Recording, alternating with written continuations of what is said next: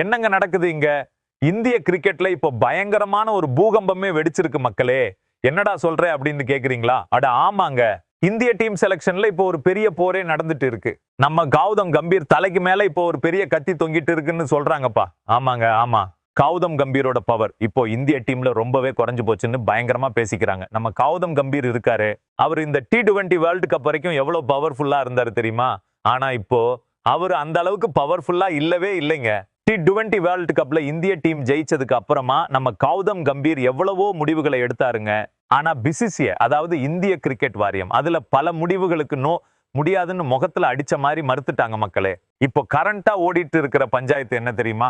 நம்ம சஞ்சு சாம்சனை டீம்ல வச்சுக்கணும்னு கௌதம் கம்பீர் ஒத்த கால்ல நின்னு இருக்காரு. ஏன்னா கம்பீருக்கு நம்ம சஞ்சுவை அவ்வளவு பிடிக்குங்க, ரொம்பவே பிடிக்கும். கௌதம் கம்பீர் இந்திய டீமுக்குள்ள வந்ததுல இருந்தே சஞ்சு சாம்சன் தொடர்ந்து T20 டீம்ல விளையாடிட்டு இருக்காருன்னா அதுக்கு ஒரே காரணம் நம்ம கம்பீர் மட்டும்தான். அவரோட பேராதரவால தான் சஞ்சுக்கு T20 வேர்ல்டு கப்லயும் வாய்ப்பு கிடைச்சது.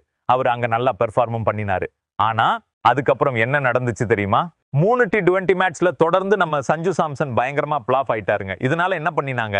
இங்கிலாந்துக்கு எதிரான 2வது T20 மேட்ச்ல சூரியவன்ஷிக்கு வாய்ப்பு கொடுத்துட்டு நம்ம சஞ்சுவை அப்படியே தூக்கி வெளியே வச்சுட்டாங்க. கௌதம் கம்பீருக்கு சஞ்சுவை தூக்குறதுல கொஞ்சம் கூட இஷ்டமே இல்லையா மக்களே. ஆனா அவரு மேல பயங்கரமான பிரஷர் போடப்பட்டுச்சு. கட்டாயப்படுத்தி அவரை இந்த முடிவை எடுக்க வச்சிருக்காங்க. இதோட முடியலங்க கூத்து. இதுக்கப்புறமா ஜிம்பாப்வே தொடருக்காக ஒரு டீமை செலக்ட் பண்ணினாங்க பாருங்க. அதுல சஞ்சு சாம்சனை டீம்ல இருந்தே மொத்தமா கழட்டி விட்டுட்டாங்க. நீங்களே கொஞ்சம் யோசிச்சு சொல்லுங்க நண்பர்களே. எந்த ஒரு கோச்சாவது தனக்கு அவ்வளோ பிடிச்ச ஒரு பிளேயரை இப்படி டீமை விட்டே தூக்க சம்மதிப்பாரா? மாட்டாரே.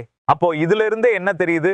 டீம் செலக்ஷன்ல இப்போ நம்ம கௌதம் கம்பீருக்கு பழையபடி பவரே இல்லைங்கிறது நல்லா வெளிப்படையா தெரியுதுல்ல. இப்போ டீம் செலக்ஷன்ல யார் கை ஓங்கி இருக்கு தெரியுமா? நம்ம செலக்ஷன் கமிட்டியோட மெம்பரா இருக்கிற RB சிங், அப்புறம் அதே செலக்ஷன் கமிட்டியோட இன்னொரு மெம்பரான பிரக்யான் ஓஜா, இவங்க கூட சேர்ந்து நம்ம சீஃப் செலக்டர் அஜித் அகர்கர், இந்த 3 பேரோட ஆட்டம் தான் இப்போ பயங்கரமா நடந்துட்டு இருக்கு. இந்த 3 பேரும் இப்போ செம பவர்ஃபுல்லா இருக்காங்க மக்களே. இவங்க 3 பேரும் சேர்ந்து தான் நாங்க சஞ்சு சாம்சனை டிராப் பண்ண போறோம்னு கம்பீரோட முகத்துக்கு நேரா சொல்லியிருக்காங்க. நம்ம கம்பீரால எதுவுமே செய்ய முடியல. அப்படியே கம்முன்னு இருந்துட்டாரு. சஞ்சு சாம்சன் டீம்ல இருக்கணும்னு கம்பீர் ஆசைப்பட்டப்போ அவங்க கம்பீருக்கு என்ன சொல்லி புரிய வச்சிருக்காங்க தெரியுமா? சஞ்சுவை நாங்க டிராப் பண்றோம். ஏன்னா டீம்ல மேல இப்ப இடமே இல்லைங்க. அபிஷேக் எங்களால டிராப் பண்ண முடியாது. சூரியவன்ஷியை இப்போதான் ஆட வச்சுட்டு இருக்கோம். அவரையும் தூக்க முடியாது. இஷான் கிஷன் இப்போ நம்பர் 1 பேட்ஸ்மேனா இருக்காரு. அவரையும் டிராப் பண்ண முடியாது. 4வது நம்பர்ல பார்த்தா நம்ம கேப்டனே வராரு. 5வது நம்பர்ல வைஸ் கேப்டன் வராரு. அப்புறம் எங்கெங்க சஞ்சு சாம்சனை ஆட வைப்பீங்க? இதுதான் இப்போ இருக்கிற கேள்வி. அப்படி அவரை விளையாட வைக்கவே முடியாதுங்கிறப்போ அப்புறம் எதுக்கு அவரை சும்மா கூட்டிட்டு போகணும்? அதுக்கு பதிலா வேற ஏதாவது புது பிளேயருக்கு வாய்ப்பு கொடுக்கலாம்ல அப்படின்னு கம்பீர் வாயை அடைச்சிட்டாங்க. இப்போ நடந்திருக்கிற இந்த செலக்ஷனை பார்த்தா உள்ளுக்குள்ள ஓடிட்டு இருக்கிற ஒரு விஷயம் நல்லா தெளிவா புரியுதுங்க. நம்ம கம்பீரோட பவர்ஸை இப்போ கொஞ்சம் குறைச்சு வச்சிருக்காங்க.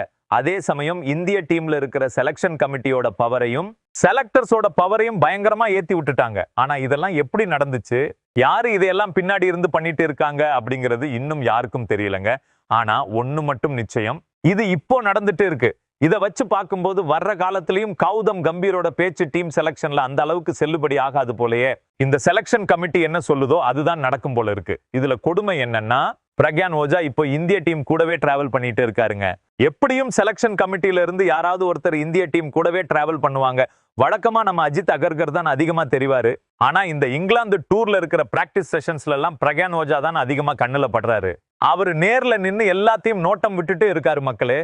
யார் எப்படி விளையாடுறாங்க, யார் எப்படி பெர்ஃபார்ம் பண்றாங்க, யார் எந்த டச்ல இருக்கிறாங்கன்னு எல்லாத்தையும் அவர் வாட்ச் பண்றாரு. இதெல்லாம் வர்ற காலத்துல செலக்டர்ஸுக்கு டீமை செலக்ட் பண்றதுக்கு ரொம்பவே உதவியா இருக்கும்ல. இதையெல்லாம் வச்சு பார்க்கும்போதுதான் நம்ம கம்பீர் இப்போ பவரே இல்லாம போயிட்டாருங்கிற செய்தி பயங்கரமா இறக்கிக்கிட்டு இருக்கு. அவர் தலைக்கு மேல கத்தி தொங்குதுன்னு சும்மாவா சொன்னாங்க? நீங்க முதல்ல டெஸ்ட் மேட்ச்ல இந்த இந்திய டீமை வச்சு நல்லா பெர்ஃபார்ம் பண்ணி காட்டுங்க. WTCல ஏதாவது பெருசா சாதிச்சு காட்டுங்க. அதுக்கப்புறமா உங்க பவரை ஏத்துறத பத்தி நாங்க யோசிக்கிறோம் அப்படின்னு சொல்லியிருக்காங்களாம். இல்லனா இப்போ இருக்கிற அந்த RB சிங், பிரக்யான் ஓஜா, அஜித் அகர்கர்ங்கிற இந்த திரிமூர்த்திகள் இருக்காங்களே, இவங்க தான் எல்லா முடிவையும் எடுப்பாங்க. நீங்க அவங்க சொல்ற பேச்சு கேட்டுதான் அடங்கி போகணும். அது மட்டும் இல்லாம இன்னொரு அதிரடியான செய்தியும் வெளியே வந்திருக்குங்க. இப்போ இந்த ஜிம்பாப்வே டூர்ல 4 புது பசங்களை டீமுக்குள்ள கொண்டு வந்திருக்காங்க பாருங்க. அவங்களை இந்த செலக்ஷன் கமிட்டி தான் உள்ள கொண்டு வந்தாங்களாம். நம்ம கம்பீருக்கு அதுல கொஞ்சம் கூட இஷ்டமே இல்லையா. ஏன்? வர்ற ஏசியன் கேம்ஸ்ல கூட ஒரு புது டீமை தான் இறக்க போறாங்களாம். அதையும் இந்த செலக்ஷன் கமிட்டி தான் முடிவு பண்ண போகுதாம். அதுலயும் நம்ம கம்பீரோட பருப்பு வேகாதுன்னு சொல்றாங்க.